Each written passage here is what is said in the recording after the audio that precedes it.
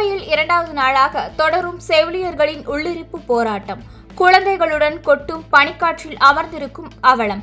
சென்னையில் நடைபெற்ற போராட்டத்தின் போது செவிலியர்களை கைது செய்ததை கண்டித்து கோவையில் அரசு மருத்துவமனைகளில் பணியாற்றும் ஒப்பந்த செவிலியர்கள் நேற்று கோவை மாவட்ட ஆட்சியர் அலுவலகம் முன்பு கண்டன போராட்டத்தில் ஈடுபட்டனர். அதைத் தொடர்ந்து அரசு மருத்துவமனைக்கு சென்று அவர்கள் இரவு பகலாக தற்பொழுது வரை உள்ளிருப்பு போராட்டத்தில் ஈடுபட்டனர். இந்த போராட்டத்தில் திமுக அரசு தேர்தல் வாக்குறுதியில் கூறியபடி அனைத்து தொகுப்பூதிய செவிலியர்களையும் பணி நிரந்தரம் செய்ய வேண்டும், செவிலியர் கண்காணிப்பாளர் நிலை 3 பணி இடங்களை மீண்டும் உருவாக்க வேண்டும், எம்ஆர்பி தொகுப்பூதிய செவிலியர்களுக்கு ஊதியத்துடன் கூடிய மகப்பேறு விடுப்பு வழங்க வேண்டும் உள்ளிட்ட பல்வேறு கோரிக்கைகளை வலியுறுத்தினர்.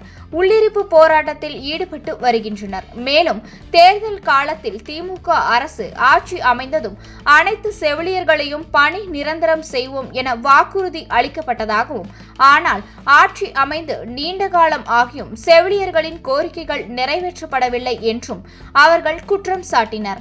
கடந்த 10 அக்டோபர் 2023 அன்று நடைபெற்ற டிஎம்எஸ் முற்றுகை போராட்டத்திற்கு பின் சட்டமன்றத்தில் துறை அமைச்சர் புதிய பணி இடங்களை உருவாக்கி தொகுப்பூதிய செவிலியர்களை பணி நிரந்தரம் செய்வது, மகப்பேறு விடுப்பு உள்ளிட்ட கோரிக்கைகளை ஏற்றுக்கொள்வதாக உறுதி அளித்ததாகவும், ஆனால் அந்த உறுதிகள் இதுவரை நிறைவேற்றவில்லை என்றும் தெரிவித்தனர்.